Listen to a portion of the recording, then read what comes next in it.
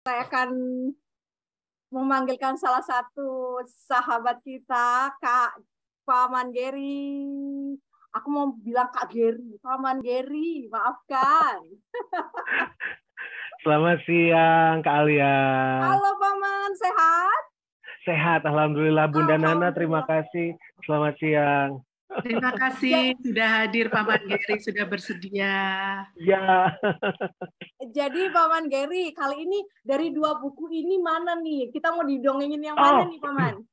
Aku sebenarnya sih kalau maunya membacakan semuanya gitu dua-duanya, sekaligus juga buat saya atau juga buat follower saya atau juga buat anak-anak yang ada di podcast saya, sekaligus juga nanti saya akan ceritakan kepada mereka, siapa tahu mereka bisa langsung untuk mendapatkan bukunya seperti ini, gitu Kak Alia. Siap. Jadi ini beneran mau dua-duanya nih diceritain di sini.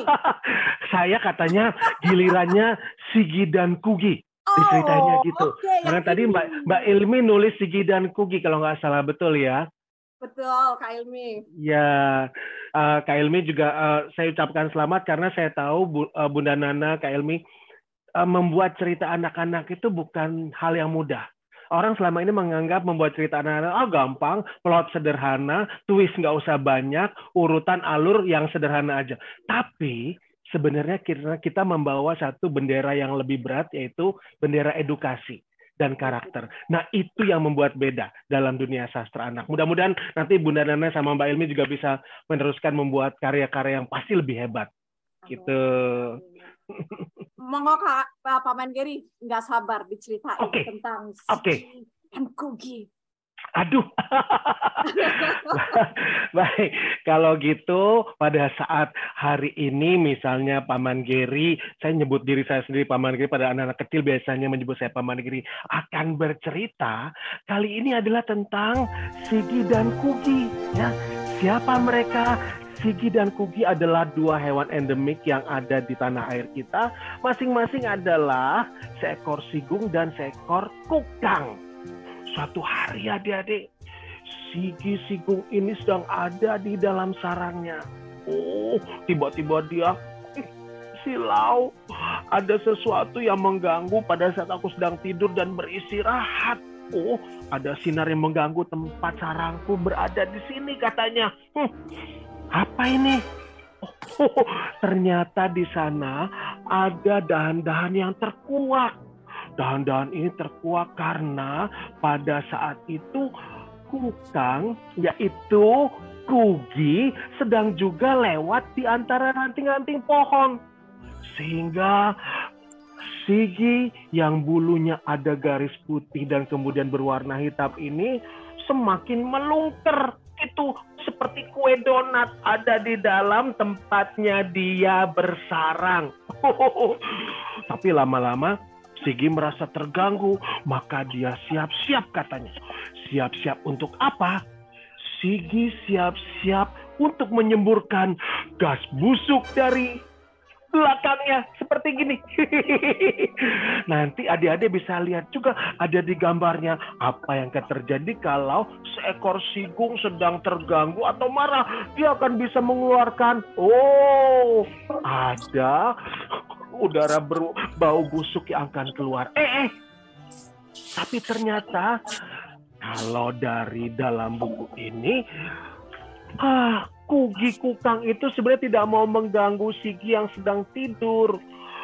Kugi kukang ini merasa sedang sedih teman-teman. Kenapa? Karena dia merasa bingung. Banyak teman-temannya sesama kukang yang lain ditangkap oleh manusia. Dan hutan tempat dia tinggal pun banyak diganggu oleh manusia. Pohon-pohon tempatnya bermain juga sudah hampir habis katanya kalau dalam buku ini. Kasihan ya kukang, Kugi menjelaskan kepada Sigi. Nah, kemudian pada suatu hari, Sigi, sigung, dan Kugi kukang ini sama-sama berencana untuk bisa melakukan sesuatu menyelamatkan teman-temannya. Ini tempat mereka bersarang. Ini adalah pohon di mana Sigi, sigung, dan juga Kugi Kukang ini bertempat tinggal, teman-teman. Kalau hutan tempat tinggal ini kemudian hilang dan habis, apa yang akan terjadi dengan hewan-hewan itu? Nah, Paman Giri lanjutkan ceritanya. Ya, pada saat itu Sigi Sigung kembali masuk ke dalam sarangnya. Dan dia kemudian beristirahat di sana, sedangkan Kukang Kugi melanjutkan menggelayut di atas pohon untuk mencari makan. Mereka adalah hewan istilahnya nokturnal yang hidup di malam hari. Pada malam hari itu, teman-teman tahu nggak? Sigi itu seekor sigung yang sebenarnya adalah seekor pesulap, bukan seorang pesulap. Dia akan mempertunjukkan sulap di tengah hutan dan disaksikan oleh sesama hewan yang lain. Oh, semuanya sudah berkumpul. Di sana juga hewan-hewan yang lain sudah ingin menyaksikan pada saat Sigi Sigung ini sedang mempertunjukkan kebolehannya bermain sulap. Seperti ini bentuknya bukunya. Tapi ternyata apa yang terjadi pada saat mereka sama-sama sedang memperhatikan Sigi Sigung mempertunjukkan sulapnya. Tiba-tiba terdengarlah suara-suara yang membuat semua hewan yang ada di dalam hutan pun merasa ketakutan. Karena ada derak-derak suara manusia di situ. Para manusia mengarahkan senternya ke semua arah. Sigi dan Kugi gemetar ketakutan. Terutama Kugi, karena ia yakin mereka pasti ingin menangkap dirinya dan kawan-kawannya sesama hewan kukang yang lain. Apa yang akan terjadi kalau gitu? Nah, Kukang kemudian bersembunyi di dahan yang rendah. Ditangkap juga. Kalau seandainya hewan-hewan itu tidak berdaya dikepung manusia, apa yang mereka bisa lakukan? Tikus-tikus mencicit-cicit nyaris terinjak sepatu manusia. Dan setelah mereka menangkap 5 ekor kukang, mereka pergi tertawa-tawa sepanjang jalan. Sigi dan Kugi pelan-pelan keluar dari persembunyiannya. Kemudian juga disusul oleh hewan-hewan yang lain yang juga sedang bersembunyi di sana. Tapi mereka semakin sedih karena ternyata teman-temannya sudah tidak ada. Pada saat itulah kemudian mereka berpikir, harus melakukan sesuatu. Mau minta tolong sama siapa ya? Kita harus memikirkan bagaimana caranya melawan mereka, kata Sigi kepada Kugi. Aku ingin sekali menyemprotkan senjata rahasiaku tadi, tapi mereka terlalu banyak, kata Sigi. Iya, Sigung bisa menyemprotkan udara yang berbau busuk dari bagian belakang tubuhnya. Sedangkan Kugi itu seekor kukang yang punya kelenjar beracun yang bisa dimasukkan ke tubuh manusia, tapi tidak sempat. Lalu mereka meminta tolong kepada pohon raksasa. Pohon raksasa ini bersedia untuk menolong Sigi dan Kugi menghalau manusia asalkan berjanji. Apa janjinya? Kalian harus terus menjaga dan memelihara rimba ini, katanya. Jangan sampai manusia merusaknya dan mengambil hewan, apalagi menebang pohon. Gitu. Pohon raksasa menyampaikan dengan bijaksana dan siap untuk menolong Sigi dan Kugi kemudian menghalau manusia. Kita pasti bisa. Nah, teman-teman, pada saat itulah kemudian pohon raksasa ini memimpin semua hewan yang ada di sana untuk bisa kemudian menyerang manusia. Pada saat itu mereka berjalan bergerak.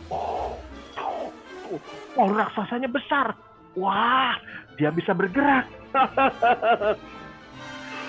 Kemudian pohon raksasa dengan suaranya yang seram mengatakan, ayo kita sama-sama kejar mereka. Manusia itu belum jauh. Kita harus lakukan sekarang untuk bisa menyelamatkan Kiko dan kawan-kawan. Kiko adalah kukang-kukang teman-temannya Kugi yang juga harus mereka selamatkan. Ikuti aba-aba, kata pohon raksasa. 1, 2, 3. Pada saat itu Sigi dan Kugi serempak menyerang gerombolan manusia dan mereka kelabakan kocar-kacir berlarian. Sebagian kesakitan karena gigitan Kugi Kukang dan sebagian lagi menutup hidungnya. Karena Sigi berhasil mengeluarkan gas berbau busuk yang mengganggu manusia-manusia itu. Akhirnya mereka pun bersorak kegirangan, hore! Karena mereka berhasil mengusir manusia. Untung saja kemudian mereka bisa selamat. Pada saat itulah Sigi dan Kugi kemudian berkumpul kembali dengan hewan-hewan yang lain di hutan. Untung saja aku selamat, katanya.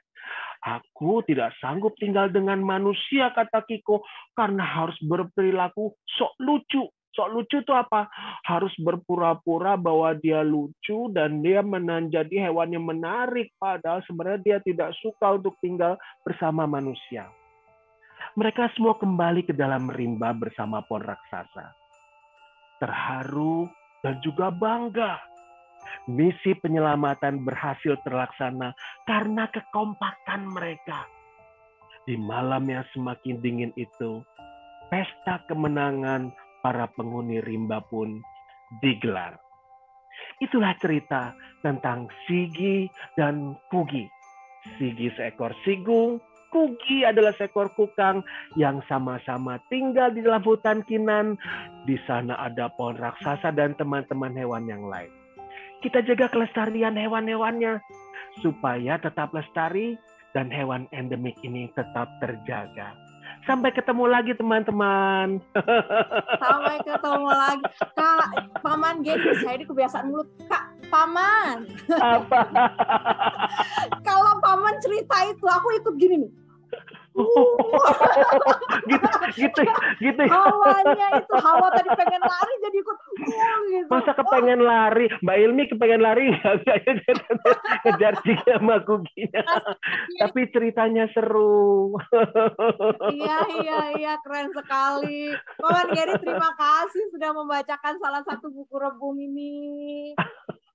Terima Bagus kasih banget bukunya. sekali. Matur sembah nuwun sangat, Jangan Mbak kapok Alia. loh kalau diundang rebung lagi. Oh Paman. iya dong, Bunda Nana suka kasih tahu. Nanti mau ya, siap Bunda Nana, gitu aku bilang. Oke, terima kasih Paman Geri. Terima Matur kasih suwun. banyak.